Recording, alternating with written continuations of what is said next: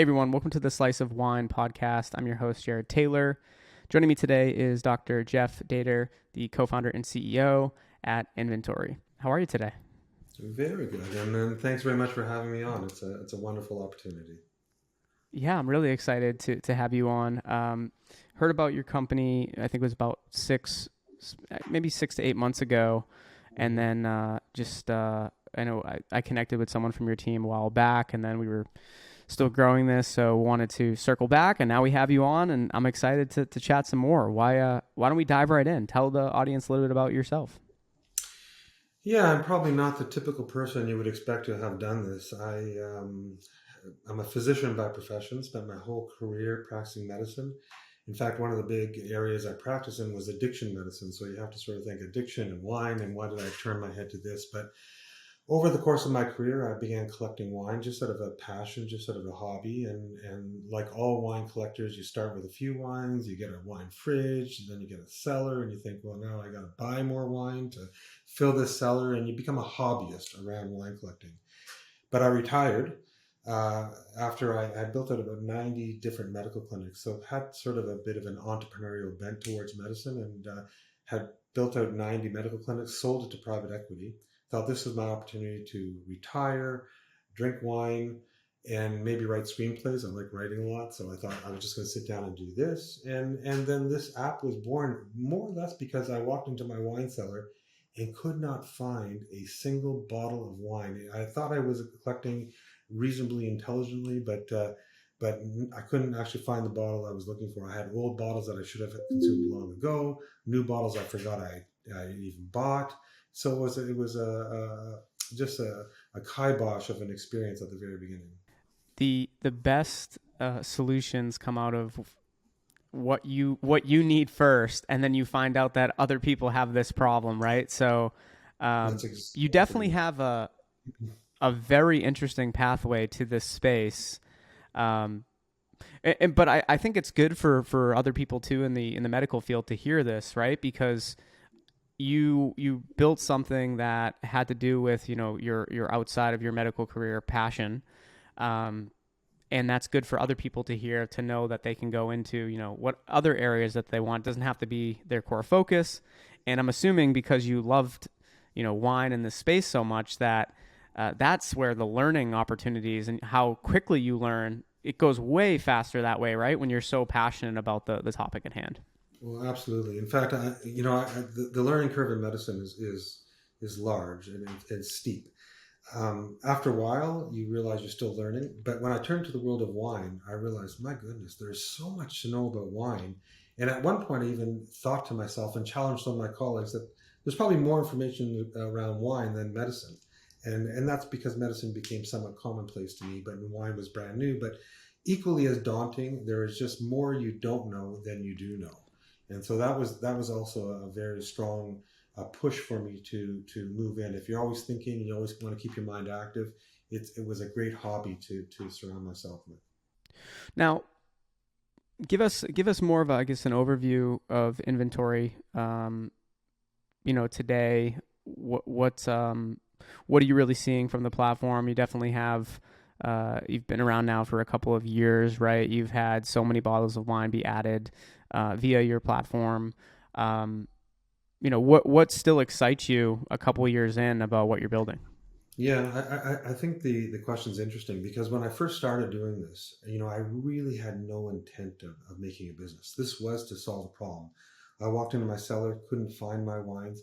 I turned to my son at the time, who was an engineer, a software engineer through a university, had graduated in software engineering, was now doing a master's in artificial intelligence and then a master's in entrepreneurship. And I said, Josh, listen, I paid for all your education, buddy.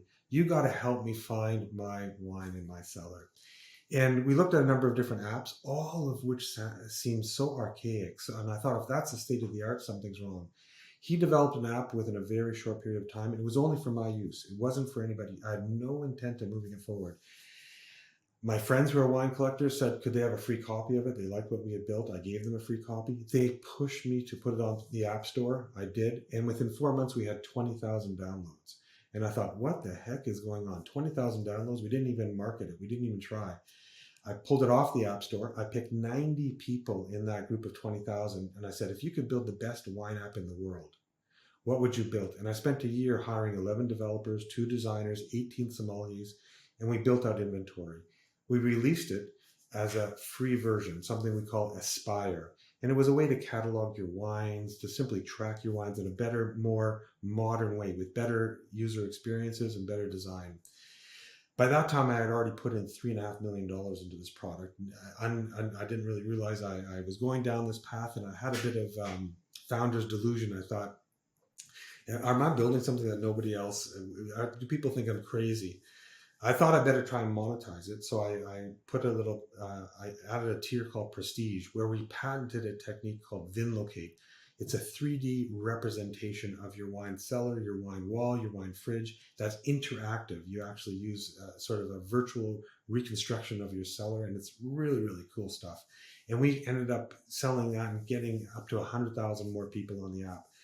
But then a very interesting thing happened to me, which caused me to pivot.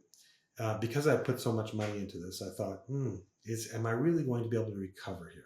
Am I going to be able to make any money off this? Is this just a passion project where I'm just going to sink a ton of dollars into it? Seller companies started coming to us and said, we love what you're doing. We're building cellars for $50,000, $100,000.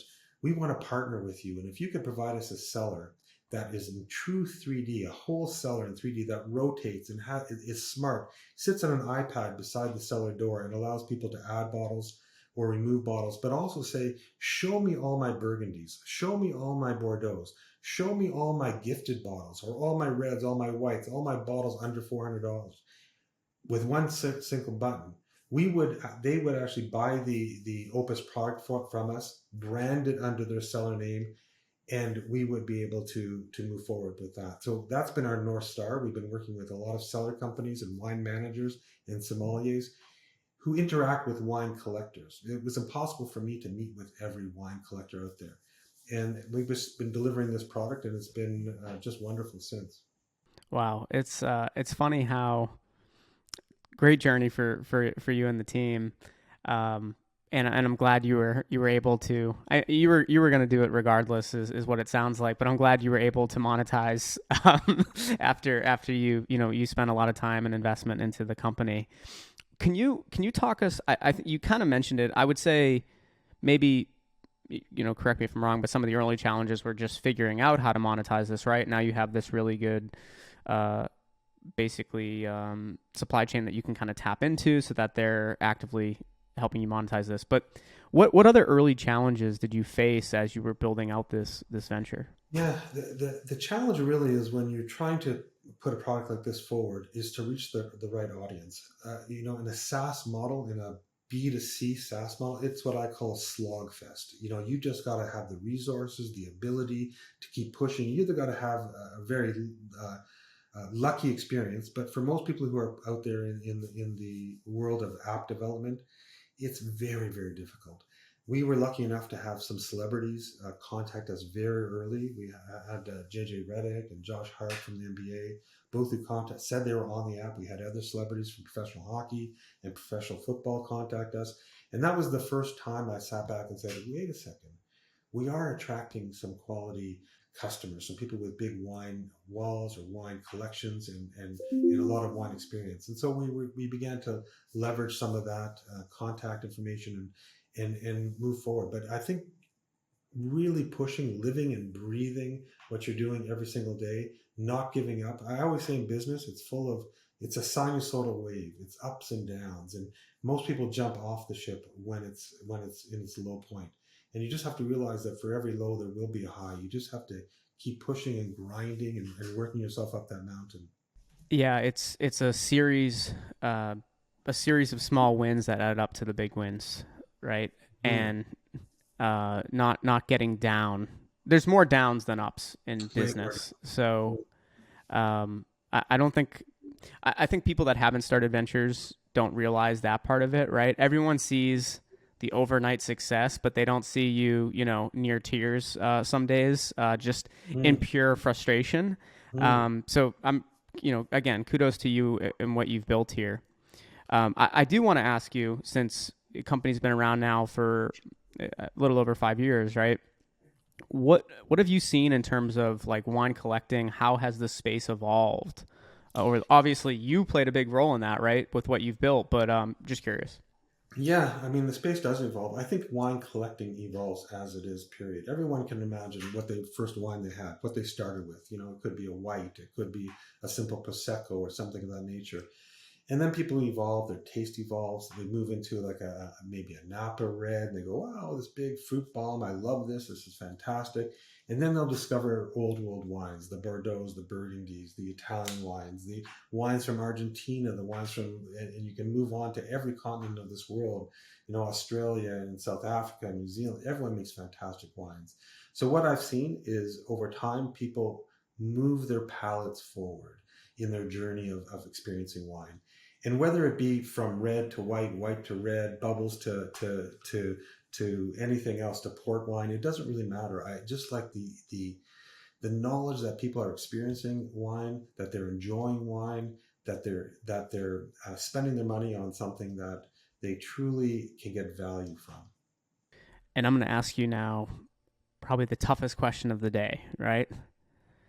What's your favorite right now? What's a favorite? You don't have to give me exact, like you can even go as basic as your favorite type of wine right now, right? And I know things can change over time, but if you have the exact bottle year, Yeah, even better.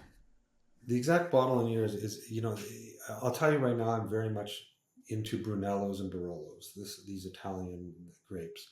Um, the best bottle of someone's life though is really couched in again the experience they've had with it. We've all had the experience of buying a bottle of wine at a vineyard and going, this is the best bottle I've ever tasted. And then you buy six of them, you take them home and you drink it at home and you go like, did I buy the wrong lot? Did I wrong?